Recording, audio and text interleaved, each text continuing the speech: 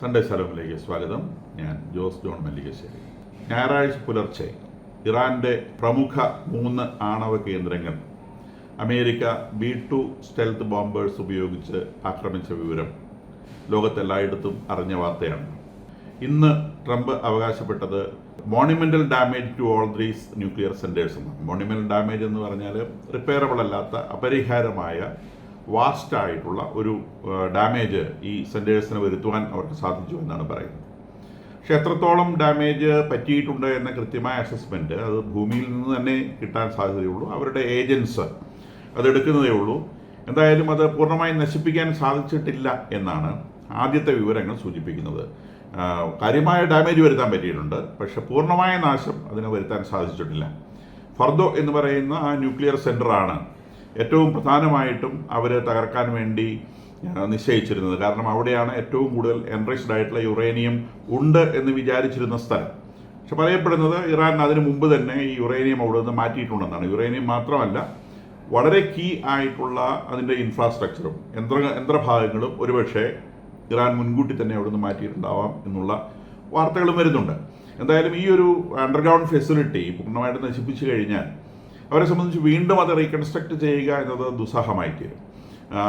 അതുകൊണ്ട് അതിന് അത്തരത്തിലുള്ളൊരു ഡാമേജ് വരുത്താൻ സാധിച്ചിട്ടുണ്ട് എന്നാണ് ട്രംപ് അവകാശപ്പെടുന്നത്. സാറ്റലൈറ്റ് ചിത്രങ്ങൾ സൂചിപ്പിക്കുന്നത് ഈ നഡാൻസിലും അതുപോലെ തന്നെ ഫോർദോയിലും വലിയ ദ്വാരങ്ങൾ മുകളിൽ നിന്ന് താഴോട്ട് കാണാനുണ്ട് എന്നുള്ളതാണ്. അതായത് ഈ ബങ്കർ ബസ്റ്റർ ബോംബുകൾ ആക്ട് ചെയ്യുന്ന രീതിയൊക്കെ വളരെ വിശദമായിട്ട് പത്രങ്ങളിലൊക്കെ എഴുതിയിട്ടുണ്ട്. അത് ഏകദേശം 10 കിലോമീറ്റർ മുകളിൽ നിന്നാണ് താഴോട്ടിടുക. അപ്പോൾ താഴോട്ട് വരുമ്പോൾ ഏകദേശം 15 ടണ്ണ് വെയിറ്റുള്ളൊരു സാധനമാണ്. 10 കിലോമീറ്റർ മുകളിൽ നിന്ന് താഴോട്ട് വരുമ്പോൾ അതിൻ്റെ വെലോസിറ്റി നമ്മളുടെ ഇമാജിനേഷനൊക്കെ എത്രയോ മേലെയാണ്. കൂടാതെ അതിൻ്റെ ഏറ്റവും ഫ്രണ്ടിൽ വരുന്നത് ഇങ്ങനെ തിരിയുന്ന ഒരു സാധനമാണ്. അപ്പോൾ അത് ഡ്രില്ല് ചെയ്ത് ഏകദേശം 61 മീറ്ററോളം താഴോട്ട് പോകും. മണ്ണാണെങ്കിൽ 61 മീറ്റർ, കല്ലാണെങ്കിൽ 20 മീറ്റർ എന്നാണ് പറയുന്നത്. അതിനിടയിലൂടെ കൊണ്ടിട്ടുണ്ടെങ്കിലും അത് ഡ്രില്ല് ചെയ്ത് താഴോട്ട് പോകും. അപ്പോൾ ഡ്രില്ല് ചെയ്ത് 61 മീറ്റർ താഴെ ചെന്നിട്ടാണ് ഇത് എക്സ്പ്ലോഡ് ചെയ്യുക. അപ്പോൾ ഒരു സ്ഥലത്ത് ഒന്ന് ഡ്രില്ല് ചെയ്തു, വീണ്ടും അത് അതേ പോയിന്റിൽ തന്നെ അടുത്ത ബോംബിടുന്നു. അങ്ങനെ ആ ഓട്ട വലുതാക്കി നമ്മൾ പാറയ്ക്കൊക്കെ തമരടിക്കുന്നത് പോലെ ആണ് ഈ സംഗതി ചെയ്യുക. അപ്പോൾ അങ്ങനെ ആണ് ഇതിന് ഡാമേജസ് വരുത്തിയിട്ടുള്ളത്. ആ ടോട്ടൽ 14 ബോംബുകൾ ഉപയോഗിച്ചു എന്നാണ് പറയുന്നത്. ഈ 2 സെൻറ്ററുകളിലാണ്, നഡാൻസിലും ഫർദോയിലുമാണ് B-2 ബോംബേഴ്സ് ഉപയോഗിച്ചുള്ള ആക്രമണം നടന്നിട്ടുള്ളത്. ഇസ്ഫഹാൻ എന്ന് പറയുന്ന സെൻറ്ററിൽ സബ്മറൈൻസിൽ നിന്നുള്ള ക്രൂസ് മിസൈലുകൾ ഉപയോഗിച്ചു എന്നാണ് അമേരിക്ക തന്നെ പറയുന്നത്. ഇതൊക്കെ ഒരു പറയുന്നത് കേൾക്കാവുന്നല്ലാതെ ഇതിൻ്റെ കൃത്യമായ വാർത്തകളോ അല്ലെങ്കിൽ ഏത് തരത്തിലാണ് ഇത് ചെയ്തതെന്നൊന്നും ആരോടും ഒരിക്കലും റിവീൽ ചെയ്യില്ല. കാരണം ഇത് യുദ്ധമാണ്. യുദ്ധത്തെ സംബന്ധിച്ചുള്ള തന്ത്രങ്ങൾ ഒരിക്കലും റിവീൽ ചെയ്യപ്പെടുകയില്ല. അതിന് തന്നെ ഏറ്റവും രസകരമായ കാര്യം, ആദ്യം അമേരിക്ക പറഞ്ഞത് ഗ്വാം എന്ന് പറയുന്ന ദ്വീപിലേക്ക് അവരുടെ ബോംബേഴ്സ് നീങ്ങുന്നതായിട്ടാണ്. അത് ആദ്യം റിപ്പോർട്ട് ചെയ്തത് ശനിയാഴ്ച വൈകുന്നേരം ഏകദേശം 9 മണിക്ക് ഗാർഡിയൻ ന്യൂസ് പേപ്പറാണ്. ഗാർഡിയൻ ന്യൂസ് പേപ്പറിൽ വന്നു 6 B-2 ബോംബേഴ്സ് ഗ്വാം ദ്വീപിനെ ലക്ഷ്യമാക്കി നീങ്ങുകയാണ്. ഈ ഗ്വാം ദ്വീപ് എന്ന് പറയുന്നത് ജപ്പാന്റെയും ഫിലിപ്പൈൻസിൻ്റെയും ഒക്കെ ഭാഗത്തുള്ള നോർത്ത് പസഫിക് ഓഷ്യനിലുള്ള ഒരു ദ്വീപാണ്.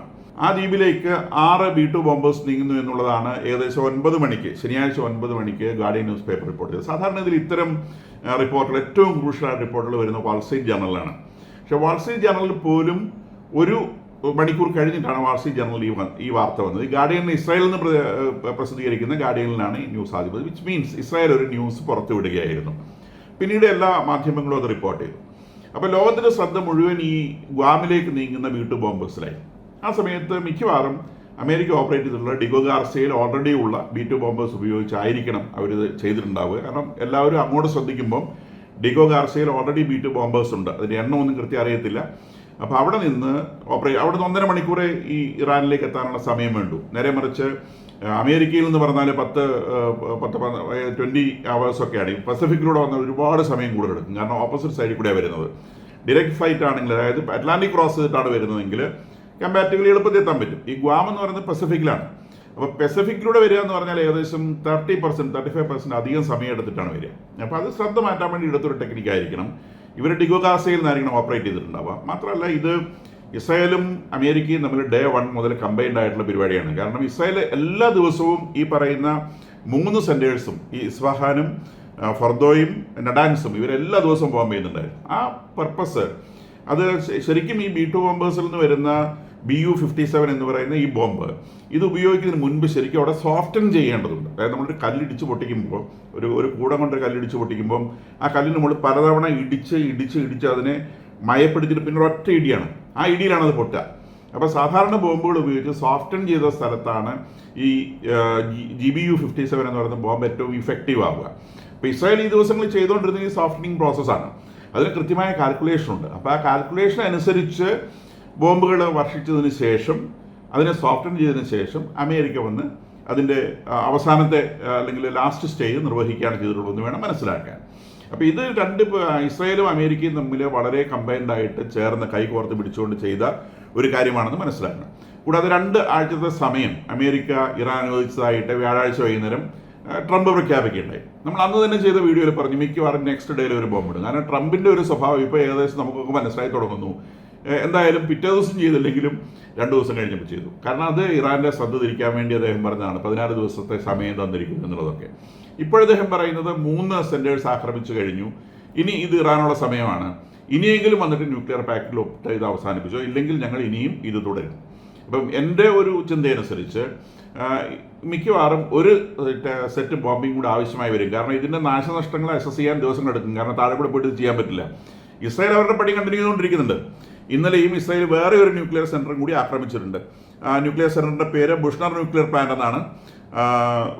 ആ plant that is BUSHER, Arabic വേർഡാണ്, പ്രൊനൗൺസ് ചെയ്യാൻ ബുദ്ധിമുട്ടാണ്. ബുഷർ ന്യൂക്ലിയർ പ്ലാന്റ് എന്നുള്ളൊരു ന്യൂക്ലിയർ പ്ലാന്റ് കൂടി ഇന്നലെ ആക്രമിക്കപ്പെട്ടിട്ടുണ്ട്. അപ്പോൾ അത് ഇസ്രായേലാണ് അവിടെ ആക്രമണം നടത്തിയിട്ടുള്ളത്.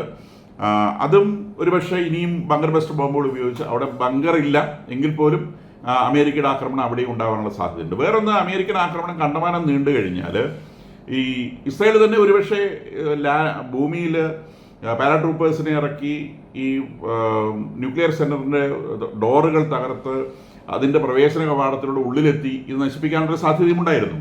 അപ്പോൾ അതും യുദ്ധവിദഗ്ധർ പറഞ്ഞ ഒരു സംഗതിയാണ്.